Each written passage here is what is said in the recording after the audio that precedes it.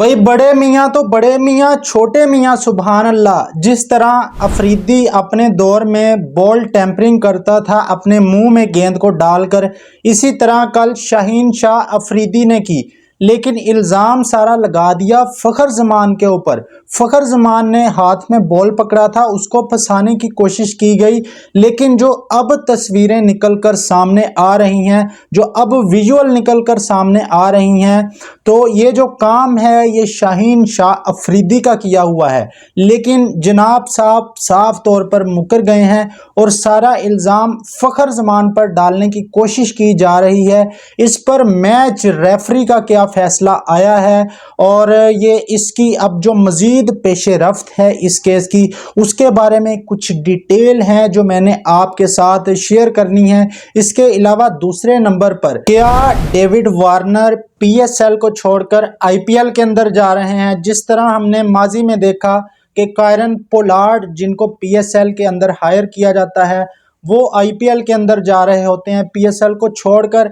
इस पर David Warner का एक इंस्टाग्राम पर एक स्टोरी लगाई है उन्होंने, इस पर भी बात करते हैं। सबसे पहले नंबर पर जो कल बॉल टेम्परिंग हुई, इंतहाई शर्मनाक लाहौर कलंदर की टीम की तरफ से काम किया गया। कल एक मैच को जीतने के लिए इस हद तक वो लोग गिर सकते हैं। और हारिस रऊफ, इनका जो हारिस रऊफ है वो आकर कहता होता है मीडिया के सामने कि हमारा जो बॉलिंग अटैक है वो दुनिया का बेस्ट बॉलिंग अटैक है। भाई अगर हारिस रऊफ को इस बॉलिंग अटैक से निकाल दिया जाए और अगर आपकी बॉल टेम्परिंग को निकाल दिया जाए तो ये बेकार बॉलिंग अटैक है। जिस तरह एक मुस्तफिजुर रहमान इसमें अच्छा बॉलर है, उसको हम मानते हैं, लेकिन आपने जो कल हरकत की है बॉल के साथ, जो छेड़छाड़ की है, अब सारा इल्ज़ाम फ़खर ज़मान पर लगाने की कोशिश की जा रही है और ख़ुद जो हैं वो सारे दूध के दूल्हे बनने की कोशिश कर रहे हैं इस मामले के अंदर। शाहीन शाह अफरीदी ने तो साफ तौर पर इनकार कर दिया है कि मैंने कुछ नहीं किया, मुझे पता भी नहीं, मेरे फरिश्तों को भी खबर नहीं है कि बॉल के साथ बॉल छेड़छाड़ की गई या बॉल टेम्परिंग की गई।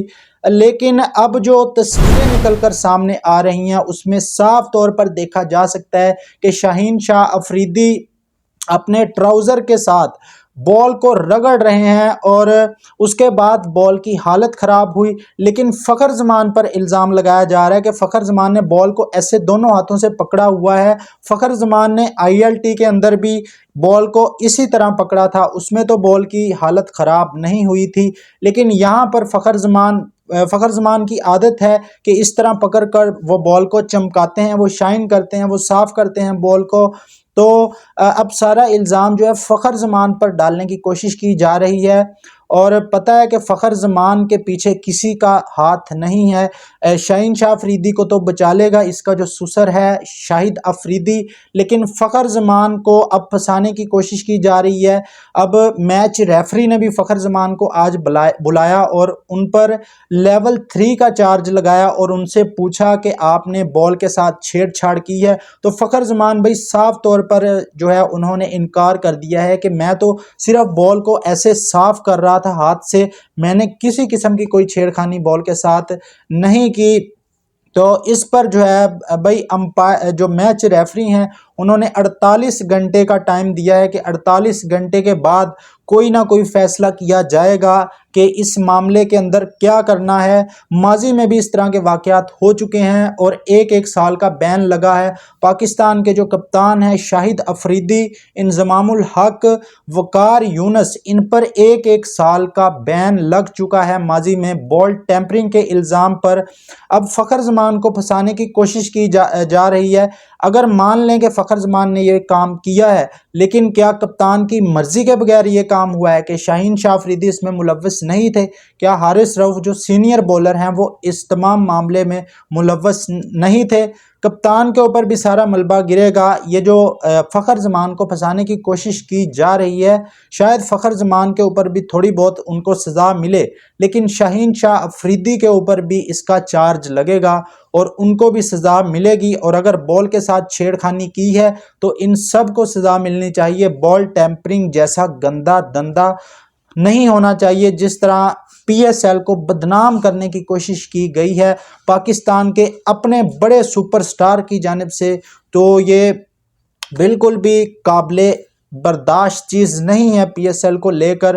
اس کے علاوہ دوستو جو دوسری خبر آ رہی ہے وہ IPL کو لے کر، ڈیوڈ وارنر کو لے کر آ رہی ہے۔ ڈیوڈ وارنر جو ہیں آج کل IPL کی کافی زیادہ تعریفیں کر رہے ہیں، انہوں نے اپنے انسٹاگرام پر ایک سٹوری بھی لگائی، اس سٹوری کے اندر ڈیوڈ وارنر نے اپنی جو IPL کی جو سابق ٹیم تھی سن رائز حیدرآباد، کیونکہ وہ پہلا میچ RCB سے ہار گئی تھی، تو ان کے فینز کو ڈیوڈ وارنر تسلی دے رہے ہیں اور ان کو بتا رہے ہیں کہ آپ بہت لویل فین ہیں، آپ حوصلہ رکھیں، کوئی بات نہیں، RCB کو بیٹ کرنا کافی زیادہ مشکل ہے ان کے ہوم گراؤنڈ پر، تو آپ لوگ تسلی رکھیں۔ مطلب پیسے وہ بندہ پاکستان سپر لیگ سے لے رہا ہے۔ پہلے نمبر پر تو ریٹائر کھلاڑی ڈیوڈ وارنر جو چلا ہوا کارتوس ہے، بھائی میں تو سیدھے لفظوں میں کہوں گا کہ جب اس کا پیک کا ٹائم تھا اس نے IPL کھیلا، اور اب وہ PSL میں آیا ہے اور ابھی بھی اس کے دل میں IPL کی محبت جاگ رہی ہے۔ مطلب پاکستان کے اندر بیٹھ کر PSL والوں سے پیسے لے کر IPL کی تعریفیں کی جا رہی ہیں۔ پچھلے سال جب کراچی کنگ ہار رہی تھی، مطلب آپ کراچی کنگ کے فینز کے لیے کوئی کسی قسم کا پیغام آپ نے جاری نہیں کیا کہ کراچی کنگ کے جو فین ہیں یا کوئی بھی پاکستان کے فین ہیں ان کو گراؤنڈ میں آنا الاؤڈ نہیں ہے، تو آپ ان کے نام کوئی پیغام جاری کرتے کہ آپ جو ہے ہمیں گھروں میں بیٹھ کر سپورٹ کریں، بجائے آپ IPL کے اندر جو ان کے فینز ہیں ان کو جو ہے وہ تسلیاں دے رہے ہیں۔ مطلب یار IPL کے اندر اگر آپ نے جانا ہے تو آپ PSL کے اندر کیا لے کر آئیں؟ مطلب ابھی بھی IPL کی تعریفیں کی جا رہی ہیں، PSL کے اندر یہ بندہ کھیل رہا ہے، پیسے PSL والوں سے لے رہا ہے اور تعریفیں IPL والوں کی کر رہا ہے۔ اور اگر اس بندے کو بھی IPL کے اندر کوئی کومنٹری یا کوئی کوچنگ میں جگہ مل جاتی ہے تو بھئی یہ بندہ بھی چھوڑ کر چلا جائے گا، کیونکہ ان لوگوں کو صرف پیسے سے مطلب ہے۔